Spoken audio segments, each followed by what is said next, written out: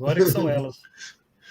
Vou abrir o próximo assunto aí, pessoal. Atenção aí na live aí. O próximo assunto é muito legal, muito divertido, muito interessante. Surpreendente.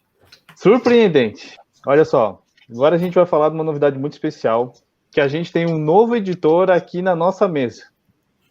Vai para o lado de lá do balcão, Ricardo. O Ricardo agora é um editor de quadrinhos, de Fumetti. Nos fale mais sobre o selo Louro Buono e a tua estreia no mundo editorial de Fumetti aqui com a gente. A gente vai naturalmente conversar isso no primeiro lançamento, né, com mais detalhe, etc., toda a concepção, enfim. Mas eu queria dizer que assim, muitos e todos os editores que me conhecem, o próprio Dorival e outros, e todo mundo que está nas editoras menores, sabe da minha paixão por quadrinhos. E também sabe de outro detalhe, que apesar de tudo que a gente faz na confraria, o meu tempo é tremendamente limitado, né? Então, ser editor, ou dar suporte, ou ajudar como editor, para mim é algo relativamente complicado, mas mesmo assim, a partir de muita conversa, como essa que está aqui na tela, né? Aqui o Tiago, o Léo, a gente lá em São Paulo, no restaurante, né? E batendo papo com Giacomo. O Giacomo, desenhista, né? De quadrinhos italianos também. Muitas vezes as pessoas me perguntavam quando é que eu ia editar algo, né? Então, para mim, a resposta era sempre igual, porque era, primeiro, pelo fato de trabalhar no Serviço Público Federal e ter um envolvimento muito grande, inclusive com gestão, etc. Bonelli e quadrinhos é minha paixão, mas, assim, fisicamente, fazer algo é quase impossível num horizonte de 10, 15 anos para frente, né? Então, a opção que a gente teve, e eu tinha discutido com várias pessoas, era de trabalhar de alguma forma com alguma editora. E essa vamos dizer assim, essa escolha, né, de trabalhar com uma editora só poderia ser, aí tem várias conversas anteriores com várias pessoas, uma das pessoas, inclusive o próprio Léo, e tem conversas também com o próprio Tiago, em algum momento, a gente lá em São Paulo, e com outras editoras também, e com o Sidney Guzmán, né, o Sidão, que me falou de uma possibilidade, né, que seria de um selo editorial, né? Então, isso poderia facilitar. Eu não estou criando uma editora, eu estou me associando a 85, por isso que a gente está fazendo isso aqui nessa live em especial, né? A 85, que como as outras todas as editoras já tem um padrão, já tem um trabalho feito por trás, e a gente está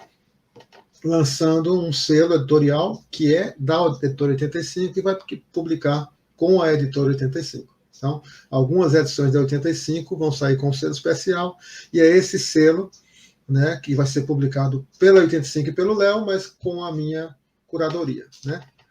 Depois, para quem não sabe, gente, para quem chegou agora, que é de paraquedas, o Ricardo é um dos, eu acho que é o maior divulgador de Bonelli do Brasil. Não só à frente da Confraria Bonelli, mas ele está envolvido em quase todas as novas editoras que surgiram. Ele dá apoio, né? Por trás das editoras ele dá todo o apoio, principalmente que as novas editoras elas deram aquele boom que o Alessandro costuma falar que é a primavera da Bonelli. Ela deram aquele boom no Catarse. O Catarse levantou essas editoras, essas novas publicações, e todas elas têm o dedinho do Ricardo ali, uma dica, uma conversa, um caminho, um conselho. O Ricardo está envolvido em todo esse boom, e nada mais justo do que agora, finalmente, ele botar a mão na massa, né? Foi para trabalhar. Nessa foto aqui, a gente já tem quase 2 anos isso, mas o Léo estava visitando ali a loja da Mitos, porque ele estava, nesse momento, pensando em comprar a Mitos. Eu fiz ele desistir disso. Mas claro aconteceu o contrário. Claro que é brincadeira, mas assim, a gente conversa muito, papeia muito, e eu senti segurança de que, na verdade, eu podia fazer o que eu tanto queria, mas que não tinha horizonte de tempo, dentro e com uma pessoa, como outros editores também, que eu tenho amizade e que será bem legal, né? Então, a partir de agora, a gente vai ter algumas edições anuais. A ideia é que a gente possa ter 2 ou 3 materiais esse ano, né? E o primeiro a gente vai falar hoje aqui, né? Que já vai ser lançado proximamente. Mas pera, calma. Calma, Segura que aqui não é a live do Douglas. O Douglas já sai contando tudo. Aqui a gente segura um pouquinho. Pera aí. Eu queria falar para deixar bem claro na cabeça das pessoas essa questão da Louro Bono e da editora 85, é como falar da Audace e da Bonelli. Eu queria que o Thiago falasse sobre a Audace, como é que ela funciona na Bonelli, e isso vai ficar bem claro na cabeça das pessoas como é que a Louro Bono vai funcionar dentro da 85. O selo Audate foi criado pela Bonelli para lançar o Deadwood Dick, né, que foi publicado aqui no Brasil pela Panini também, que é um western violento maravilhoso, né? Fantástico. Quem não leu vale a pena ler. Então você vê que ela mantém, né, o Sergio Bonelli Editore, né, e criou, uma etiqueta, um braço, né? Eles resolveram criar até para experimentar um formato diferente. A Bonelli começou a fazer esse formato que ele é um pouquinho maior, é um intermediário entre o formato italiano e o formato americano. Eles começaram a fazer um formato de publicação de 68 páginas, um pouquinho maior, né, em formato de minissérie. Lançaram primeiro aqui o Deadwood Dick, depois fizeram o Cane Scioti do Manfredi, que teve alguns capítulos com desenho do Pedro Mauro, né? Esse aqui é um roteiro assim bem focado na Itália dos anos 60, a Revolução dos Jovens Estudantes, enfim. E depois foram lançando outros títulos também, tem esse aqui, o Darwin, enfim. Então é um título, vamos dizer que é um braço, né? Uma etiqueta da Bonelli para abrigar títulos com um perfil diferenciado. Eles fizeram alguns títulos também com uma linguagem de mangá, enfim. Então, a Bonelli criou assim uma subdivisão, né? É tudo Sergio Bonelli Editore, mas uma subdivisão para poder fazer experimentações assim de novos títulos, né? Com uma temática diferenciada. Então, essa foi a ideia da Bonelli e que acabou inspirando aí o Elesbão e o Leonardo Campos para também criar esse braço aí da 85, que vai ser aí o Louro Bono. Bem lembrado pelo Thiago que não só em formatos assim, né? Aquele Ática, que é um mangá da Bonelli, foi publicado no selo da Audate. Também Audate, E com essa experimentação de linguagem de mangá. Então, é uma forma da Bonelli experimentar formatos, né? E também testar a recepção do público. E, Léo, como é que tá sendo a recepção da Louro Bono aí? Dizem que é porque tu é muito teimoso e não queria publicar as coisas, daí o Ricardo veio, vamos lançar. Aí ele teve que abrir praticamente uma editora nova para ti. Como é que tá sendo a recepção da Louro? O grande critério desse selo vai ser a curadoria do Ricardo, né, cara? E você sabe que ele conhece muito de Fumetti e ele vai trazer tudo aquilo que eu não trago, cara. Vai completar aí o baralho dos leitores do Brasil, cara. E a primeira escolha aí que vai ser anunciada, espetacular, hein, cara? Se ele não trouxesse, eu ia trazer, sem ele. Realmente. Complementar um pouquinho essa questão que o Thiago colocou, que é importante, e assim, na verdade não é tão comum no Brasil. Existe um selo editorial muito importante e reconhecido no Brasil, que não sei se todo mundo lembra, que é o MSP, que tem a curadoria, inclusive, de uma das pessoas que tem me orientado, que é o Sidão, né, que é o selo pessoal do Maurício para publicar, principalmente, né, aí o Léo está mostrando um exemplar da Graphic Novel, né, da MSP, e que é um selo do indivíduo, né, que essa era uma das explicações a princípio que eu estava perguntando para o Sidão, se a partir de um selo editorial eu poderia publicar em várias editoras. Ele disse, não, porque você não é o gerador de conteúdo. Então, normalmente, um selo editorial se associa a uma única editora, e a partir daí a gente começou a conversar com o Léo sobre isso, né? É muito comum editoras de livros ter selos para temáticas especiais, né? E foi a partir daí que a gente começou a desenhar, começou a pensar, enfim, tem mais de um ano a gente pensando, discutindo, avaliando com o próprio Léo sobre isso, né? E tem muita coisa legal que, assim, na verdade, a gente espera aumentar o oferecimento de quadrinhos Bonelli, que é o que a gente já fazia, né? Eu, pessoa física, o Léo, a confraria, o Leonardo Fraga também, a partir das editoras, mas agora eu vou poder fazer isso um pouco mais diretamente e para mim vai ser uma coisa bem legal, né? Perfeito. E assim, né, gente, não existe anúncio de editora sem anúncio de lançamento, né? Aí não tem graça. Aí eu vou deixar para o Ricardo aí anunciar o seu primeiro quadrinho pelo selo Louro Bono. Ricardo, só para deixar bem visível aqui, tu tens a logo maior para mostrar para o pessoal, para deixar bem grande na tela? Eu acho que no próximo quadrinho eu tenho, né?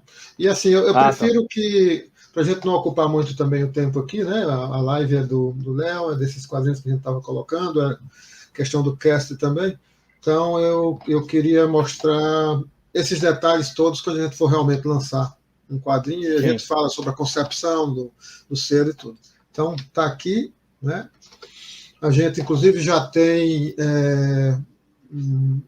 fez um Facebook, um Instagram para divulgação, né? Lá está mostrando a associação do selo com a 85, e a partir de então a gente vai começar a alimentar essas mídias também, né? Quem sabe no futuro ter um site também, lá está indicado o site da 85, nessas duas mídias, e está aí a abreviatura LB Fumete, para aqueles que quiserem acessar ou acompanhar o trabalho, que é um trabalho da 85 junto com o selo, né? Então, só deixando claro que não é uma nova editora, né? Algumas pessoas estavam perguntando se teria uma nova editora, mas não.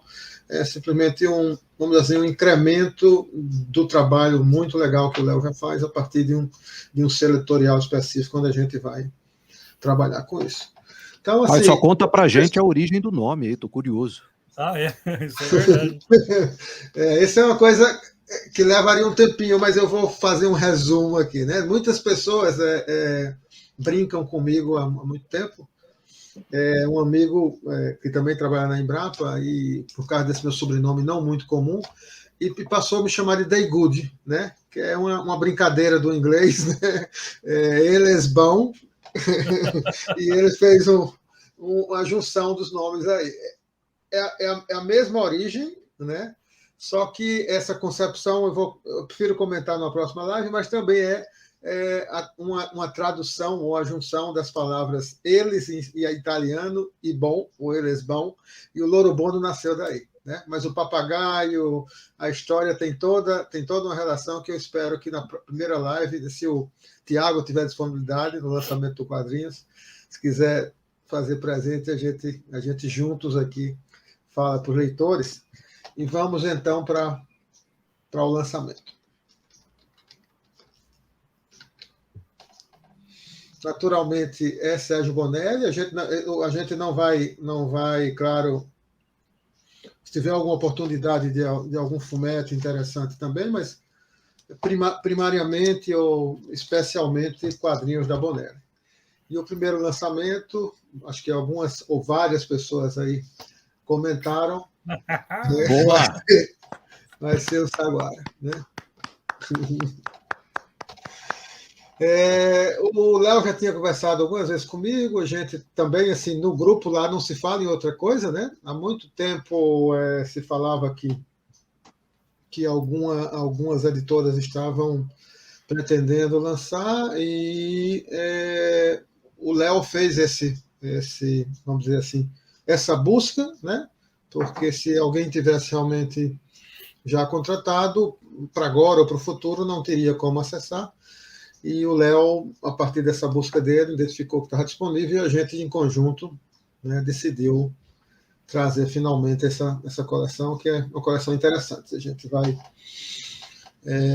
se o Léo quiser comentar um pouquinho, né, Léo? O Leonardo Campos, sobre a coleção, né? São 35 números, é uma maxi-série. Exato. Na verdade, foi originalmente feito para ser uma série. Foi um quadrinho que a Bonelli pensava como série, que depois se transformou numa maxi-série. Como é um número ímpar, né, a gente já não poderia fazer o formato do Dumper, né, de 4 histórias. A gente teria que terminar com uma edição um pouco menor. Então a gente, além do desafio do Ricardo ter lançado aí a criação do Lorobono, a gente também se desafiou a fazer uma edição um pouquinho mais volumosa, né? Então, cada volume vai ter 5 histórias completas e a gente vai fechar a coleção em 7 volumes, né? Para poder dar exatamente aí as 35 histórias que foram produzidas na Itália. Muito legal. O Thiago, você pode falar um pouco sobre essa obra? É uma obra do Bruno Ena, né? E ele é um índio navarro, é como se fosse Tex na década de 70, mais ou menos. Isso, assim. Só que um western moderno, né? Rapidamente, Bruno Ena, também ícone dos quadrinhos italianos, que escreve para Bonelli e para Disney. Tem muito material dos quadrinhos Disney produzidos pelo Bruno Ena. Um cara sensacional, fantástico, muito bacana, né? E daí o Saguaro, o subtítulo já entrega, né? Um agente navarro, ele retorna da guerra do Vietnã e se passa nos anos 70, 72, Arizona. E daí a série ela foca nesse contato dele com essas reservas indígenas, com essas tribos, e a gente pode fazer assim uma comparação com o universo do Tex, porque é praticamente essa ambientação 100 anos depois, né? Vamos dizer assim, quase que 100 anos depois, a respeito dessa questão da indígena, né? Da realidade indígena, com essa pegada western mais moderno, né? Então, por isso que o pessoal fala que é uma espécie, né, de ambientação Tex um pouco mais moderna, né? Uma série também com bastante investigação, ação, roteiro muito bacana do Ena. Então, chama a atenção de quem curte toda essa ambientação western aí, com uma pegada mais atualizada e mais moderna, né? Um quadrinho de extrema qualidade. Para quem é dos comics, quem lê muito Vertigo, o Saguaro lembra muito o Scalpo, né? Eu tenho aqui a minha edição do Mix da Vertigo, onde saiu o Scalpo. É a mesma questão do agente do FBI infiltrado na reserva indígena, segue a mesma linha, só que esse aqui é uma trama mais moderna, mas não perde nada, o Saguaro não perde nada para cá. É a mesma pegada de Scalpo. Pois é, Scalpo a gente naturalmente não vai esgotar informações sobre o personagem agora. Muita gente tem interesse e se manifestava, mas realmente tem duas relações, na verdade, com Scalpo, que é uma série, o Léo. A gente sempre conversava sobre essa série, eu e o Léo Campos, porque uma série foi depois publicada aqui, não sei se vocês lembram, mas em capa dura, né? 5 volumes. 5 volumes. Uma edição fantástica, com uma série de roteiristas consagrados nos Estados Unidos também.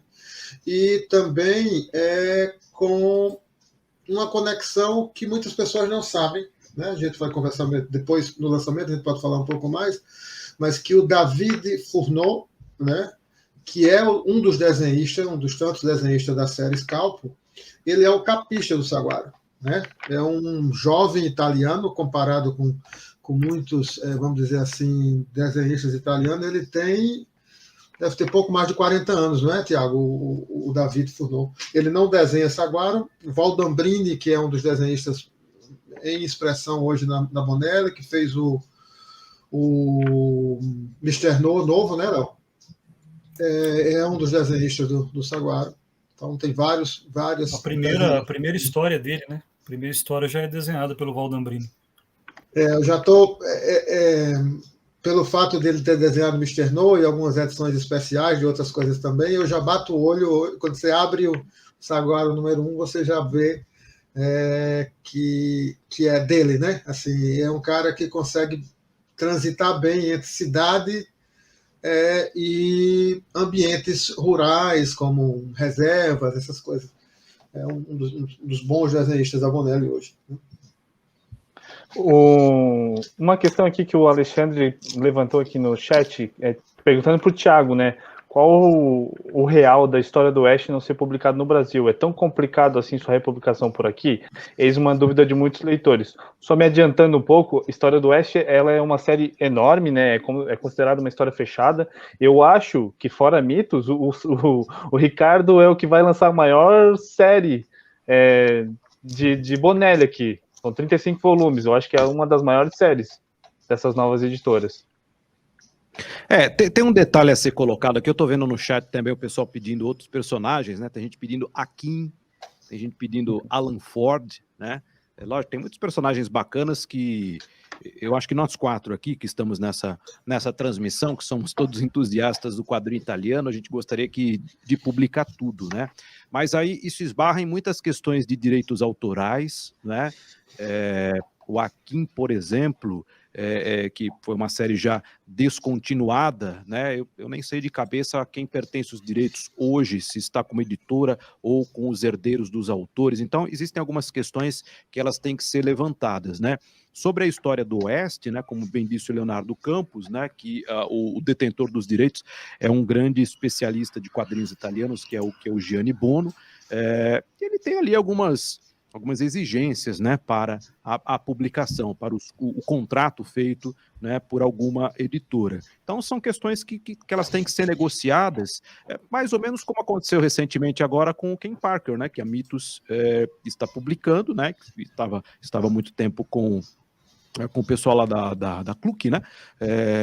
Então foi uma negociação que envolveu diretamente o autor. Então existem muitos detalhes, né, nessa questão aí das negociações que eu vejo que nesse momento eu vejo de uma maneira muito positiva, porque existe hoje uma facilidade, uma flexibilização para os contratos que não existia antigamente, né? Tanto é que apenas grandes editoras que publicavam os quadrinhos da Bonelli. A gente nunca teve um momento com tantas editoras independentes, editoras menores publicando, porque vamos falar da Bonelli especificamente, tá? A própria Bonelli flexibilizou a possibilidade de contratos por obra, enfim, facilitou para editoras menores, porque eles enxergaram que seria uma forma de ter os personagens publicados em outros países, né? Que as grandes editoras talvez não teriam interesse por essas séries paralelas, então facilitaram para editoras menores. Agora existem algumas nuances, algumas questões que muitas vezes os detentores dos direitos autorais impõem e que acabam sendo mais difíceis para que as editoras consigam viabilizar. Mas em algum momento vai sair, eu acredito que tudo é uma questão, lógico, de mercado, né? Existe a questão dos royalties, né? Da porcentagem que é passada ou para o autor ou para a editora italiana. Então tem uma série de detalhes aí, de nuances do mercado editorial que podem ou facilitar ou dificultar uma publicação específica para que que chegue, né? Seja publicada no Brasil. No caso da Bonelli, o caso mais famoso, inclusive, é a questão do Um Homem e uma Aventura, né? São 30 volumes, a grande maioria dos autores não estão mais vivos, né? Muita coisa está com a família. Agora saíram 2 Lei Story especiais que levam histórias do Homem e uma Aventura, mas que imagino que eles não vão licenciar, porque seria um sublicenciamento bastante complicado. Outras coisas, como é o caso do Belly Bronco, que no final do mês agora a Saikan deve lançar, são edições que, em dado momento, o Gianni Bono da IF negociou com a Bonelli e Mr. No está regular, está na IF. A própria Belly Bronco já foi lançado, já parou. A história do Oeste voltou para a Bonelli, mas foi lançado também na IF.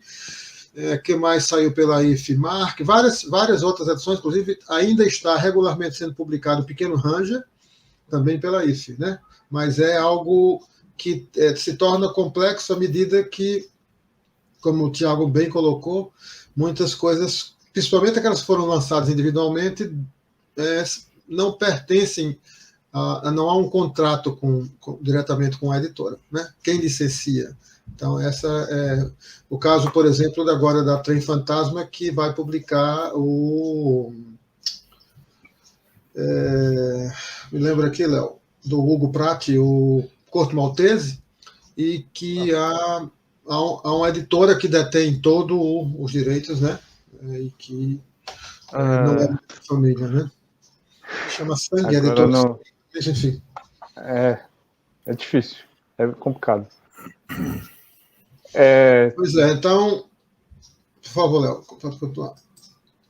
Só respondendo o Pedro Bolsa aqui, quando eu mencionei que o Ricardo é a maior série fechada, né? Porque Dumper está ainda sendo publicado, Nick Ryder é uma série a perder de vista, Mr. No, série a perder de vista, né? Por isso que eu mencionei que é uma das maiores a ser publicada no momento. Na verdade, uma max-série, né? Porque as outras são séries regulares e que têm números e que não pararam, mas voltaram, mas assim, max-série acho que é uma das maiores da Bonelli, ou a maior, né? 35 números. Pessoal, só para deixar bem esclarecido para o público, Cast sai quando? No Saguaro, quando é que vocês querem lançar? Acho que Saguaro é o primeiro, né, a sair. Isso, provavelmente... Pode falar, né, Ricardo? Eu vou comentar em seguida aqui, Léo. Deixa eu só mostrar uma coisa antes para as pessoas. Algumas pessoas estavam perguntando. Na verdade, são 7 volumes de 5, né? Como são 35 números. Então, no primeiro volume, vai sair as 5 primeiras edições, né?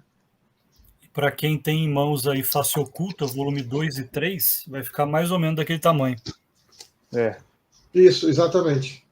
Então, as 5 primeiras edições italianas sairão nesse primeiro volume.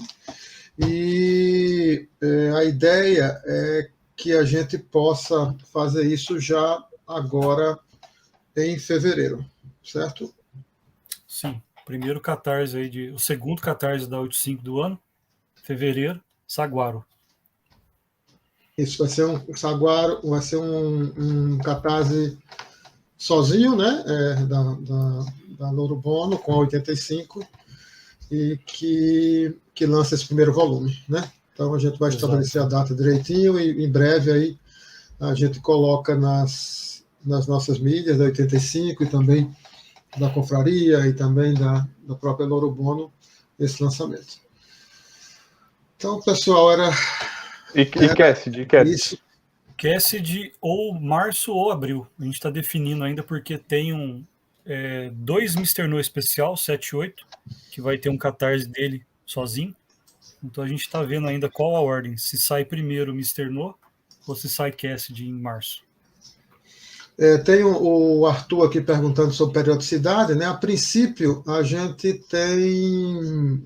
lançaria 2 volumes esse ano, não é isso, Léo?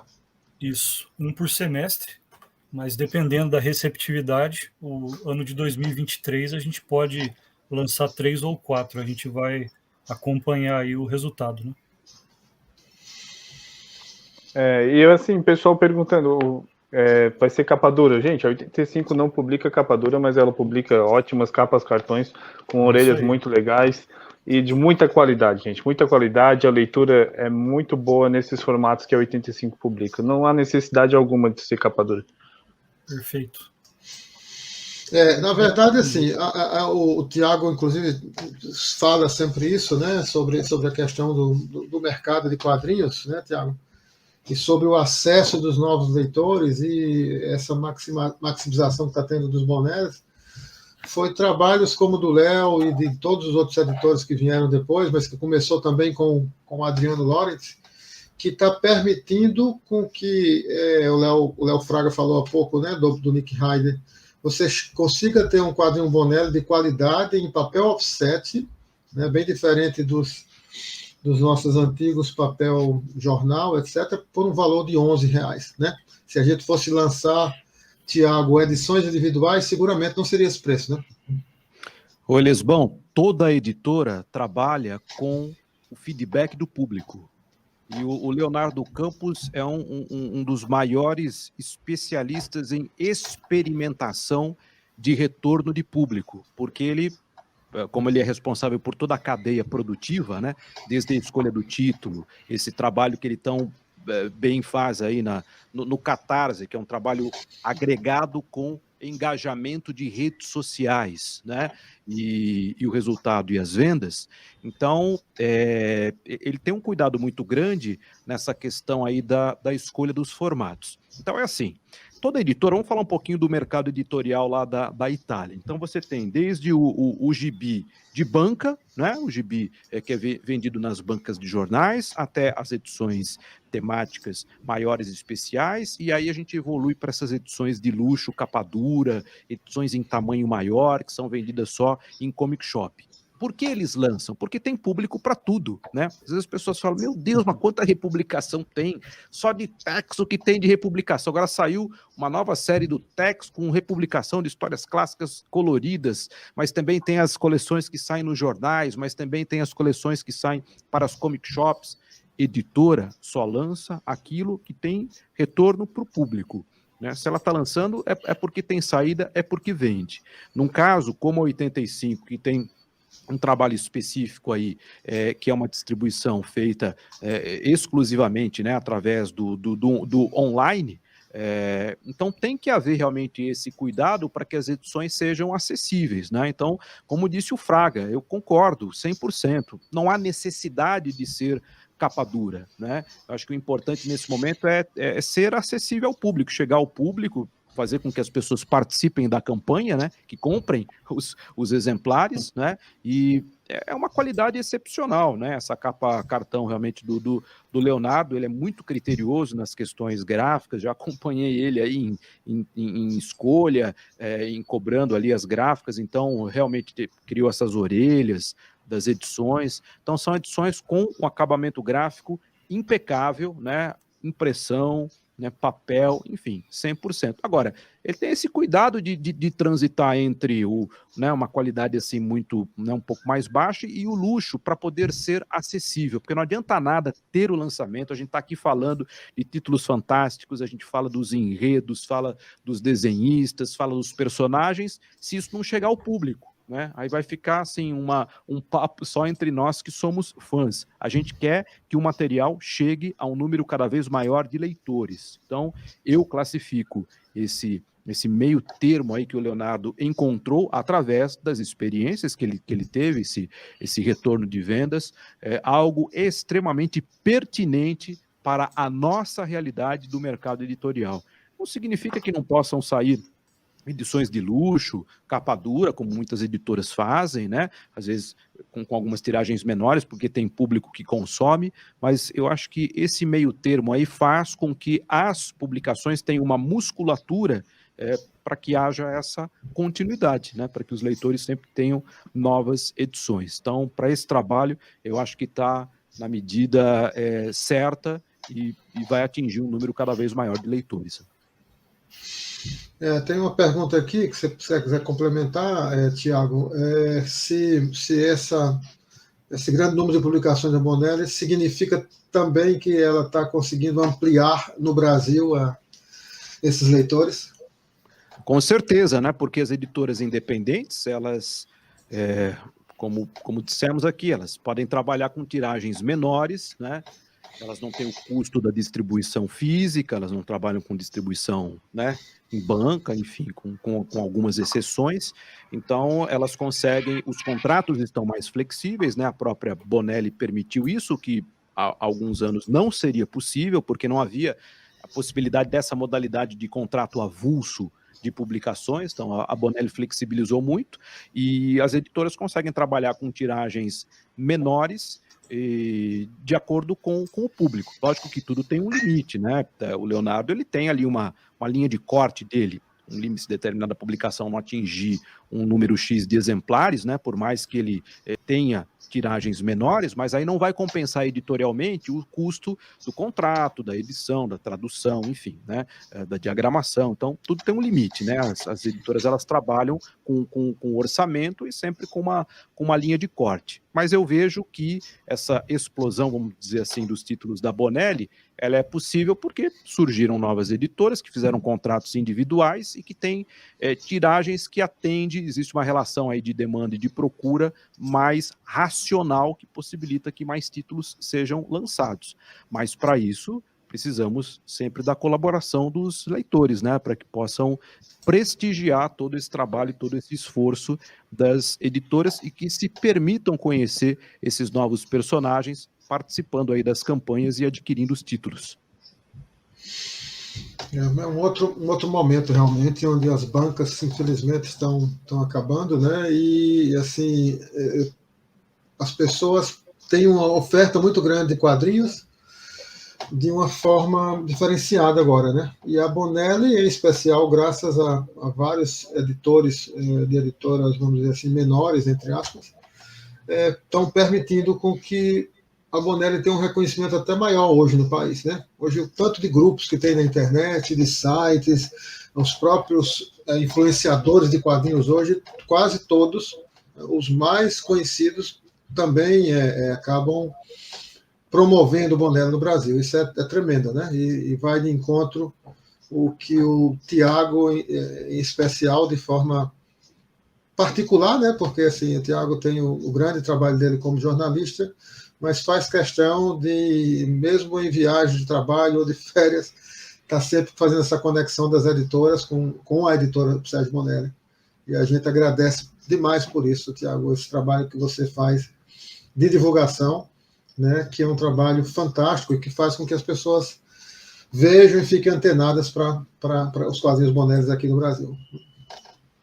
Eu fico honrado, né? Uma grande satisfação, sou um entusiasta dos quadrinhos Bonelli, e também assim, um grande pesquisador do mercado, né? A gente sempre tem que enxergar a realidade do mercado antes de fazer qualquer crítica, que às vezes acaba sendo injusta às editoras, né? Então, entender as mudanças de mercado. Olha só, Elisbão, vamos parar para pensar o que era a Bonelli 10, 15 anos atrás, né? Que as pessoas falavam de Bonelli, lembravam de Tex, gibi, papel jornal, preto e branco de banca. Sempre teve um preconceito muito grande, né, com gibis da Bonelli. Aí, olha só a mudança, né, que vamos falar especificamente da Mitos, né, em lançar edições em formato italiano, com o papel offset. Veja aí o renascimento, vamos dizer assim, do Zagor, né, que agora tem aí inúmeras publicações num formato diferenciado. A própria Júlia, né, que houve a descontinuação da série no formatinho papel jornal e seguiu no formato italiano papel offset.